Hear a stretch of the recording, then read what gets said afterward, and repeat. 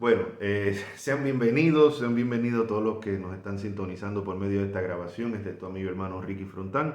Hoy vamos a continuar nuestro estudio en la epístola de Primera de Pedro y vamos a estar en el capítulo 2, versículos 9 y 10.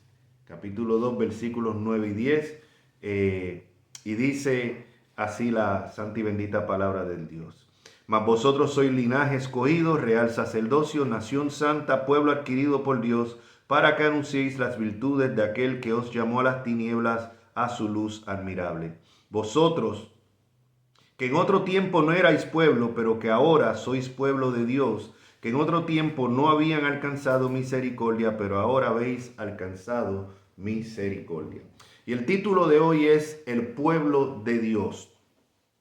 Y siempre es bueno mirar cuál es el contexto. En el contexto estamos viendo versículo 8, que fue donde terminamos la semana pasada, hablando de Jesucristo. Dice que Él es piedra de tropiezo y roca que hace caer. Y vimos la semana pasada que Cristo es la roca, la piedra principal del ángulo, ¿no? En este sentido, no es Pedro, es Cristo. Y eso lo explicamos ya la semana pasada en detalle. Pero dice que a la misma vez es piedra de tropiezo y roca que hace caer, porque tropiezan en la palabra. Cristo es nuestra salvación. A la misma vez a los que le rechazan es tropiezo y es roca que hace caer. O sea, es lo que pasó con los religiosos del tiempo de Jesucristo, con los fariseos, y lo que sigue ocurriendo hasta el día de hoy con muchos religiosos del pueblo judío. O sea, porque muy religiosos y todo, pero tropiezan en la palabra, o sea, rechazan la palabra que tiene su cumplimiento en Cristo. Y entonces lo que debería de ser para salvación viene a ser piedra de tropiezo. Eso es una realidad. O sea, en Cristo hay salvación, pero para los que rechazan a Cristo les sirve de tropiezo. Los que piensan que pueden salvarse por medio de sus propias buenas obras, los que piensan que son gente buena. Bueno, el que piensa que es bueno, pues no hay nada que podamos ofrecerle, porque Cristo vino a morir por gente mala, Cristo vino a morir por pecadores. Pero si las personas se consideran buenos, pues no hay salvación para ellos. Viene a ser Cristo piedra de tropiezo. Las buenas nuevas del Evangelio de salvación vienen a ser piedra de tropiezo. Ahora bien, esto es referente a Cristo. Ahora viene referente a nosotros. Nos dice en el versículo 9, que es donde comenzamos hoy. Dice, mas vosotros, refiriéndose a nosotros, sois linaje escogido, real sacerdocio, nación santa, pueblo adquirido por Dios, para que anunciéis las virtudes de aquel que os llamó de las tinieblas a su luz admirable. Hoy voy a estar utilizando lo que es la Biblia de estudios teológicos, y me gusta el comentario que dice referente a este pasaje. Dice, en última instancia, la verdadera razón por la que unas personas creen y otras no es la gracia de Dios. Perdón. En última instancia, la verdadera razón por la que unas personas creen y otras no es la gracia de Dios y no una decisión humana. Dios ha elegido, o sea, ha escogido y determinado a determinadas personas para que sean su pueblo, por lo que nadie puede vanagloriarse por tomar parte de ese número. O sea, como comienza aquí, mas vosotros sois linaje escogido. Fuimos escogidos. El escogido no es el que escoge. O sea, el escogido no es el que escoge. O sea, no es que Dios nos escogió porque sabía que nosotros lo íbamos a escoger a Él. No, en tal caso, a última instancia, sería Dios el escogido y nosotros los que decidimos escogerlo a Él, y simplemente Dios miró en el futuro y vio que, bueno, Ricky, Juan, Awilda iban a creer, so déjame escogerlo. No, entonces Dios está basando su decisión, el escoger, a base de que Él sabía que Él iba a hacer, que las personas lo iban a escoger a Él. Pero no, o sea, y esto es lo que se llama la elección incondicional, y la vemos desarrollada plenamente lo que es en Romanos 9. Esto lo que dejas claramente es que no hay vanagloria para uno. Si yo soy salvo, no es porque yo soy más inteligente que los que han rechazado a Cristo. Yo no soy mejor que nadie. Nosotros no somos mejor que nadie. No somos más inteligentes. No es que pensamos mejor las cosas que los que rechazan a Cristo. No es que tenemos un corazón más susceptible a las cosas de Dios. No, el corazón de nosotros antes de la conversión era un corazón de piedra, igual de duro que el de todas las personas. O sea, aquí es donde muchos, aún cristianos y aún de nuestra misma denominación bautista, tropiezan con esta enseñanza clara en las Escrituras, que esto no lo inventó Calvino, esto no lo inventaron los reformadores, esto está claramente en la Biblia. O sea, es Dios quien escoge.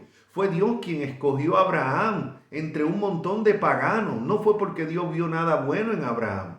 Dios soberanamente decidió escogerlo. Dios soberanamente escoge la nación de Israel entre todas las demás naciones, no por ningún mérito de ellos. Es curioso, personas que no tienen problema en aceptar esto, en que Dios escogió a Abraham, que Dios escogió la nación de Israel. Dios le dio beneficios a la nación de Israel que no le dio a los demás pueblos. Dios se les reveló de una manera especial y le dio un trato especial y mostró una misericordia especial con la nación de Israel que no tuvo con otras naciones.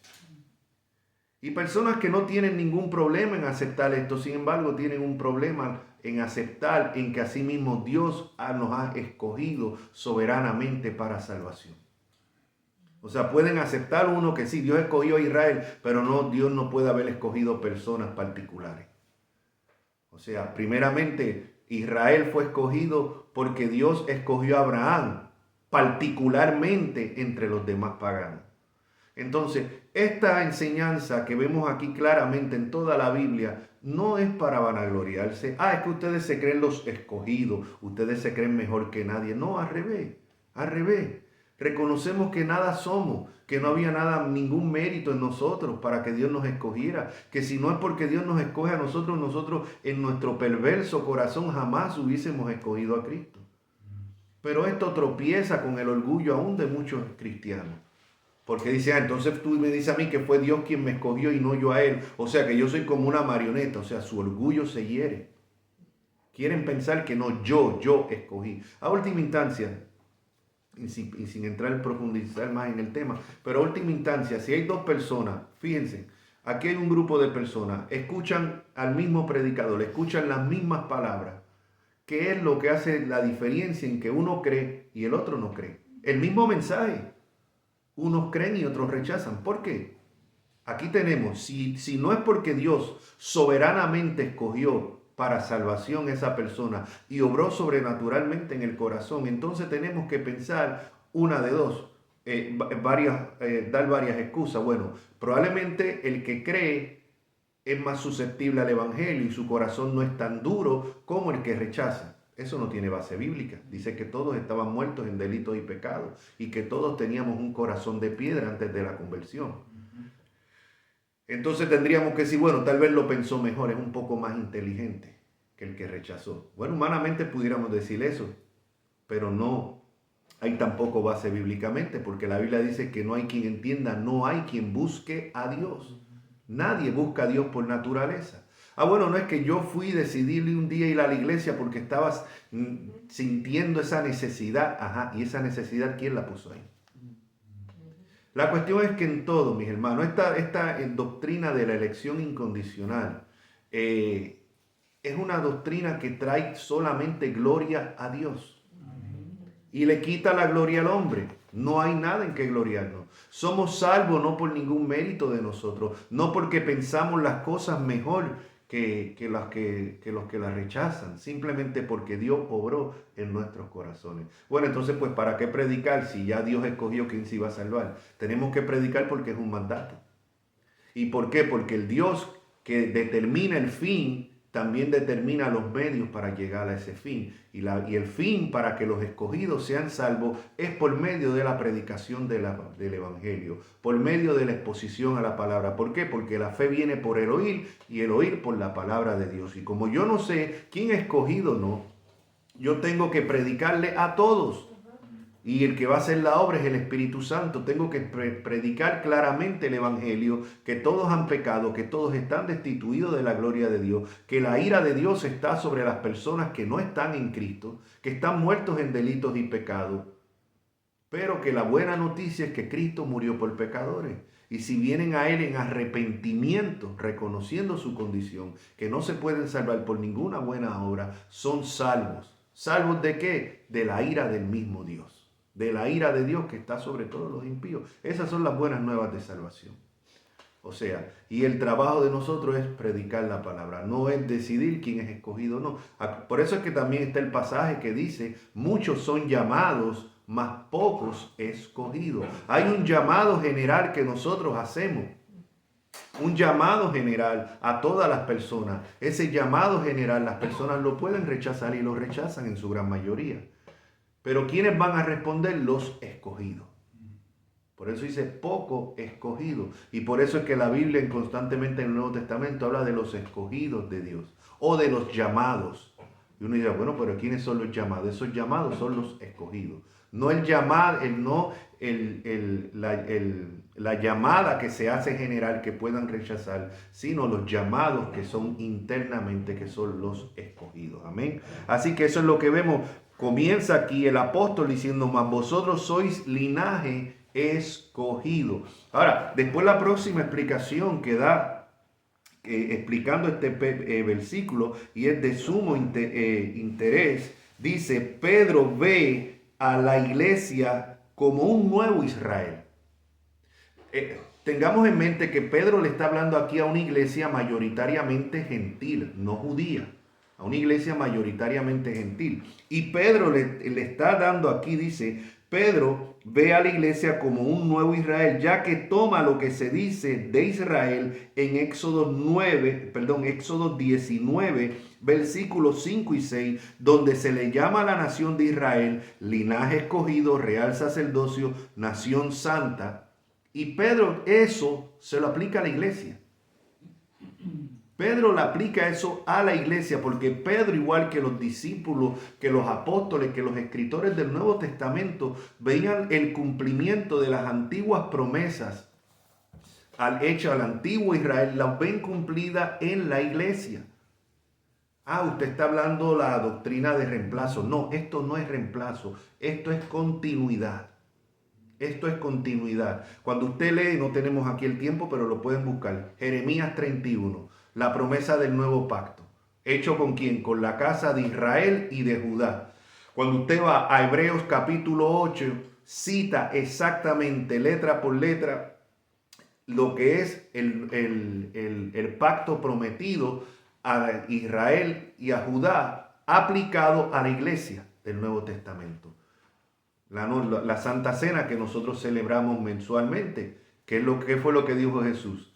Esta es la sangre de ¿qué? Del nuevo pacto. ¿Qué nuevo pacto? El prometido en el Antiguo Testamento a Israel y a Judá. O sea, y lo vemos cumplido en la iglesia. Recordemos que la iglesia primeramente era una iglesia judía. Es que el problema está cuando nosotros empezamos a mirar la iglesia en la actualidad mayoritariamente gentil y decimos, bueno, la iglesia está compuesta de gentiles, así que todavía tiene que haber un plan para los judíos. No, es que el plan para los judíos se cumplió en Cristo. Fuera de Cristo no hay promesa para Israel. Fuera de Cristo no hay promesa para los judíos. O sea, y así lo entendieron los escritores del Nuevo Testamento. Esta separación de Israel e iglesia no surge hasta el siglo XIX. Hasta el siglo XIX por este señor John N. Darby. Él es quien primeramente más o menos para el 1830 es quien separa la iglesia de Israel. Y él entiende que todavía hay un plan para Israel separado de la iglesia. Y después eso Scofield en su Biblia de anotaciones lo promueve. Y viene a ser la enseñanza mayoritaria de los evangélicos en Estados Unidos. Y estos evangélicos que salen a los diferentes países de Hispanoamérica riegan esto lo que se llama el dispensacionalismo. Pero anterior al siglo XIX nadie, ni aún los mismos hermanos premilianistas que datan desde el segundo siglo, como Ireneo de Lyons, como Justino Martín, todos ellos veían en la iglesia el nuevo Israel. Pero por encima de estos llamados padres de la iglesia vamos a los mismos apóstoles. ¿Qué es lo que está haciendo aquí Pedro? Pues Pedro está reconociendo la iglesia como ese nuevo Israel. Le está aplicando los mismos títulos que se le aplicó a la nación del antiguo Israel. Y por eso él comienza aquí. Vosotros sois linaje escogido, real sacerdocio. La semana pasada hablamos del real sacerdocio de todos los creyentes. Hoy en día nosotros no necesitamos un sacerdote. No hay, bíblicamente en el nuevo pacto no hay sacerdote. ¿Por qué? Porque todos somos real sacerdocio. ¿Qué es lo que hay? Hay pastores, obispos, ancianos. Diferentes términos para referirse al mismo oficio. O sea, eso es lo que vemos en el Nuevo Testamento. Maestros, ¿para qué? Para edificación de la iglesia. Eso lo vemos en Primera, Segunda Timoteo y Tito, las llamadas epístolas pastorales. Pero no vemos sacerdotes, donde usted tiene que irse a confesar sus pecados. No, pero es que la Biblia dice confesados unos a otros. Unos a otros, no dice un sacerdote. Ni siquiera donde un pastor. Confesados los pecados unos a otros. Así, o sea, que vemos que no hay base para esto de un sacerdote. Todo esto, bueno, vinieron entrando dentro de la iglesia de Roma a través de los años. Tampoco fue una cosa de un día para otro. Pero bueno, volviendo aquí, somos linaje escogido, real sacerdocio, nación santa. O sea, santo significa apartado. Así como la nación de Israel en el antiguo pacto había sido apartada. No era que todos eran salvos. No es que todos eran salvos. Porque como vemos Pablo después desarrollando la doctrina en Romanos 9 y en Romanos 2, dice que el hecho de ser un judío según la carne no lo hace necesariamente un descendiente de Abraham. Los hijos de Abraham son los hijos de la fe. Para ser un descendiente de Abraham, bíblicamente hablando, son los hijos que tienen la fe que tuvo Abraham. Si no tienen la fe que tuvo Abraham, acuérdense lo que pasó con ciertos líderes religiosos que le dijeron a Jesús, Abraham tenemos por padre. Y terminó Jesús diciendo, ustedes son hijos de vuestro padre, el diablo. Bueno, hoy en día acusarían al propio Jesús de antisemita. Muchos evangélicos hoy en día se irían en contra de Jesús por llamar en Apocalipsis sinagoga de Satanás a la sinagoga judía y por decirle a los líderes religiosos hijos del diablo. Sería condenado. No estoy hablando por el mundo, por los mismos evangélicos. Por los evangélicos, que hay muchos evangélicos que lo que tienen es una idolatría con la nación de Israel. Es que usted es un antisemita. No, es que eso es lo que suena, lo que es rápido. La etiqueta que le ponen. Cuando uno explica lo que yo estoy explicando aquí, no, usted es un antisemita. No, es que usted odia el pueblo de Israel. No, señor, aquí no se trata de odiar. Aquí se trata de ser bíblico. Entonces, lo vemos primeramente Jesús, lo vemos los apóstoles. O sea, la clara enseñanza, como único se puede ser pueblo de Dios es por medio de Cristo. Fuera de Cristo no se puede ser pueblo de Dios. Y eso es lo que vemos aquí, es lo que está explicando aquí nuevamente el comentario que les leí. Pedro ve a la iglesia como un nuevo Israel, ya que toma lo que se dice, le doy la nota de Israel en Éxodo 19, del 5 al 6, y lo aplica a la iglesia. La iglesia es un real sacerdocio y es la nación santa de Dios como escogidos de Dios. Y los cristianos deben anunciar las virtudes que los llamó de las tinieblas y los condujo a su luz admirable. Y aquí nos lleva el segundo versículo. Dice, pueblo adquirido por Dios para que anunciéis. Ahora, siempre mire la enseñanza bíblica siempre. La vemos tanto en Jesús, pero mayormente lo que es en los escritores del Nuevo Testamento.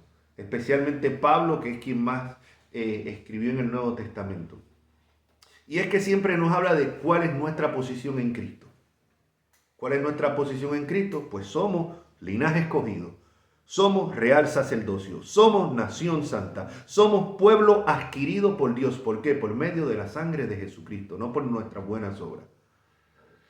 Pero ahora que nos dice cuál es nuestra posición, ahora nos manda cuál es nuestro deber, cómo debemos responder. Y es lo que vemos siempre. Usted ve, por ejemplo, se lee la epístola de los Efesios. Los primeros 3 capítulos, Pablo hablando de quiénes somos en Cristo. Lo mismo en Romanos, se lee en Romanos quiénes somos en Cristo, nuestra posición en Cristo. Pero a partir del capítulo 4 de Efesios, entonces, ¿cómo debemos responder a esa posición que tenemos en Cristo? Y ese es el balance que yo veo que falta en muchos púlpitos de las iglesias hoy en día, y especialmente en púlpitos de nuestra denominación bautista y en púlpitos de iglesias que se llaman reformadas.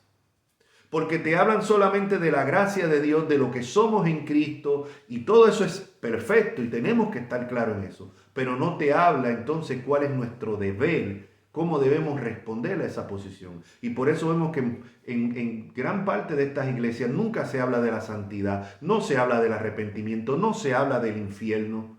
No se habla, vamos a hablar de la seguridad de la salvación, pero no vamos a hablar del peligro del autoengaño. No vamos a hablar de que no todo el que dice Señor, Señor entrará al reino de los cielos. No vamos a hablar de que la Biblia deja claramente que el día del juicio muchos cristianos autoengañados que pensaban que eran lo que no eran, que estaban convencidos que eran cristianos, que estaban convencidos tal vez por el éxito de su ministerio, tal vez por la reputación como personas piadosas que tenían, van a oír de los labios del Salvador decir: apartaos de mí, maldito, al fuego eterno preparado para el diablo y sus ángeles. Nunca os conocí. Estas cosas no se hablan de muchos púlpitos hoy en día. Muchas iglesias que se llaman reformadas definitivamente no predican como predicaron los reformados. No predican como predicó Calvino. No predican como predicaron los puritanos. Solamente basta leer al propio Calvino.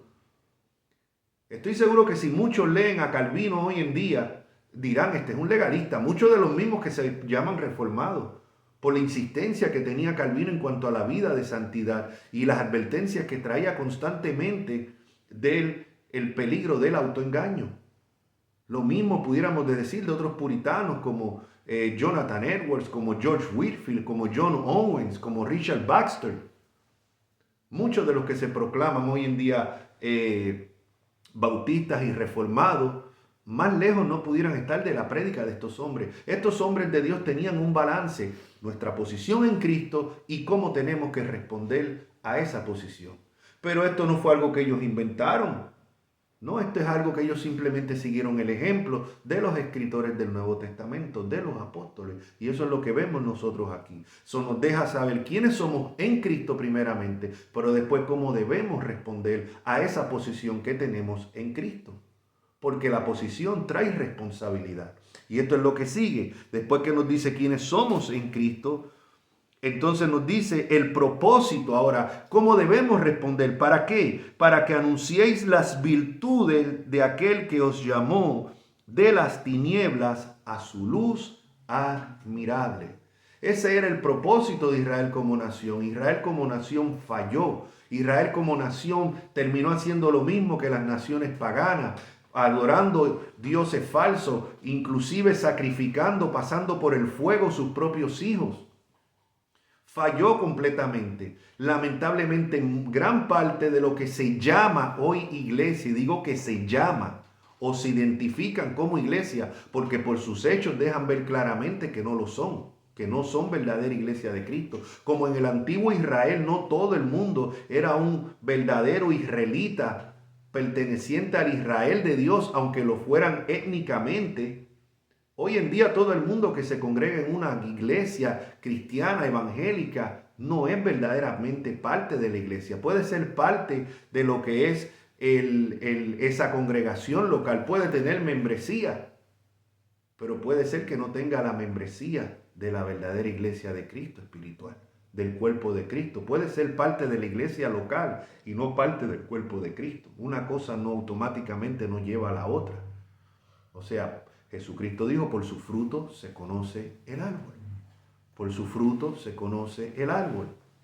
Y vemos la conducta de muchas personas que dejan mucho que desear. No estamos aquí hablando de legalismo, porque tan pronto uno habla de santidad, entonces uno es un legalista. No, es que la Biblia es clara: sin santidad nadie verá al Señor. Eso está hablando de la santidad posicional. No, eso está hablando de la santidad práctica. de la santidad práctica, porque si miramos el contexto, es la santidad práctica lo que está hablando en ese momento. Y la santidad práctica va a ser el resultado de la santidad posicional. Por eso en Primera de Corintios, el apóstol Pablo dice a los santos en Cristo Jesús, cuando comienza su epístola en la salutación, a los santos en Cristo Jesús llamados a ser santos. Les dicen son santos en posición, pero ahora están llamados a ser santos en la práctica. Y eso es lo que vemos aquí. Primeramente nos anuncia quiénes somos nosotros en Cristo, pero ahora nos dice cuál es nuestro deber. ¿Cuál es nuestro propósito? Anunciar las virtudes de aquel que os llamó de las tinieblas, porque nosotros estábamos en tiniebla igual que los demás. El mundo está en tinieblas, solamente basta nada que mirar las noticias, entrar al Facebook, a las redes sociales, las asquerosidades, las poca vergüenza que se promueven hoy en día como algo digno. Como he dicho, han desgraciado el mes de junio, que es el mes que yo cumplo años, para estar el mes del orgullo del pecado. Cosas que años atrás, mis hermanos, años atrás, personas que nunca visitaban una iglesia se hubiesen sentido avergonzadas de las cosas que se celebran hoy en día. No estoy hablando ya de cristianos, personas que ni nunca visitaban una iglesia, pero tenían cierta dignidad, cierta ética moral, que se ha perdido completo. Vivimos en una desvergüenza total. En una desvergüenza total. Lo que antes era motivo de vergüenza, hoy es motivo de orgullo. En Puerto Rico, muchos años atrás, estoy hablando cuando yo estaba muchacho, cuando una muchacha, por decir así, salía embarazada sin casarse, la desaparecían, la mandaban para Nueva York rápido. No, fulanita se fue para Nueva York. Y por allá daba a luz, por allá la casaban y venía con el muchacho y con su marido. Pero o sea, era una cosa que se consideraba, era una vergüenza. Hoy en día no. Hoy en día mi hija no casada sale encinta, yo soy el primero que vamos a celebrar el baby shower. O sea, es la situación de nosotros, y estoy hablando en términos generales. En términos generales, o sea, lo que en otro tiempo causaba vergüenza, hoy en día no. Yo no estoy diciendo que se odie, que sea eso, pero es que no es motivo. O sea, antes tener uno entre nosotros los varones, yo recuerdo de muchachos, la vergüenza más grande era que un muchacho le fuera a salir a uno del otro lado, le fuera a salir gay. Eso era la vergüenza más grande. Uno decía, no, yo prefiero que me salga, estoy hablando no como cristiano, como muchacho, joven, al fin, yo prefiero que me salga un criminal, que me salga asesino, pero que no me salga así, porque eso era la vergüenza máxima. Sin embargo, hoy en día vemos que es un orgullo. Pues como hemos dicho, hasta celebran un mes completo de lo que es el orgullo gay, ¿no? Ahora, el mundo está en tinieblas y en medio de esas tinieblas nosotros estamos llamados a ser luz. Llamados a ser luz. Mire, vengan conmigo a Mateo 5, versículo 14 al 16. Mateo 5, 14 al 16. Jesucristo dice, vosotros sois la luz del mundo. Oiga bien, no es que vosotros sois una luz. No, vosotros, al pueblo creyente, a la iglesia, dice, sois la luz del mundo. En un mundo de tiniebla, nosotros tenemos que ser luz. Y dice, una ciudad asentada sobre un monte no se puede esconder, ni se enciende una luz y se pone debajo de un almud, sino sobre el candelero y alumbra a todos los que están en casa. Así también vuestra luz delante de los hombres, así alumbre vuestra luz delante de los hombres para que vean vuestras buenas obras y glorifiquen a vuestro Padre que está en los cielos. Tenemos que ser luz. Yo estoy llamado a ser luz en mi trabajo secular. Yo no puedo ser uno más como los demás. Yo estoy llamado a ser luz. Tenemos que ser luz en nuestras propias familias. Tenemos que ser luz como ciudadanos. Debemos de ser ciudadanos ejemplares. Estamos llamados a ser luz. A alumbrar en un mundo de tinieblas. Pero qué triste que muchas veces el nombre de Dios es vituperiado y blasfemado por mismo de los que se supone que sean luz, que glorifiquen el nombre de luz por medio de la conducta de ellos. O sea, es triste. Por eso vuelvo y le digo, nosotros estamos llamados a ser luz. En nuestros trabajos nosotros deberíamos de ser los mejores empleados. Es que no aprecian lo que uno hace. Lo aprecien o no lo aprecien. Estamos trabajando como para el Señor. Es que tan duro que yo trabajo y mira la porquería de aumento que me dieron. Pues con toda porquería de aumento estamos llamados a hacer lo mejor, porque lo hacemos como para nuestro Señor. Yo voy con eso en mente todo el tiempo. Tengo que hacer que estoy trabajando para mi Señor. No solamente cuando me están viendo para lucir, no. Aun cuando no me están viendo, tengo que esforzarme y dar lo mejor. Tengo que dar lo mejor como esposo, tengo que dar lo mejor como hijo, tengo que dar lo mejor como ciudadano. Estoy llamado a ser luz. Somos la luz en un mundo que está en tiniebla. La gente debería de ver los cristianos y puedan ser alumbrados por esas buenas obras que glorifiquen a Dios. Buenas obras que fueron preparadas de antemano para que anduviésemos en ellas. Pero es que los cristianos, los que yo conozco no andan en buenas obras, pues probablemente porque no son cristianos. No, pero ellos dicen que lo son. Bueno, usted puede decir lo que sea. Usted puede decir que es chino, eso no lo hace chino, japonés o lo que sea. O como hoy en día los hombres que dicen son mujeres, digan lo que sigan, siguen siendo hombres. Punto, se acabó. No es lo que digamos ser, es lo que realmente somos. Yo puedo decir que soy algo. Dios sabe realmente lo que yo soy. Y caemos nuevamente, no todo el que dice Señor, Señor, heredará el reino de los cielos, sino los que hacen la voluntad del Padre que está en los cielos. Usted está hablando salvación por obra. No estoy hablando por salvación por obra. Salvación solamente por fe. Pero esa fe, somos salvos solamente por fe, pero esa fe no viene sola. Porque el que comenzó la buena obra en vosotros le hará perfeccionando hasta el día de Jesucristo. Y no podemos identificar la fe verdadera si a la misma vez no está no está acompañada de las obras que Cristo preparó de antemano para que anduviésemos en ella. Balance, mis hermanos. El balance que falta en muchas iglesias hoy en día.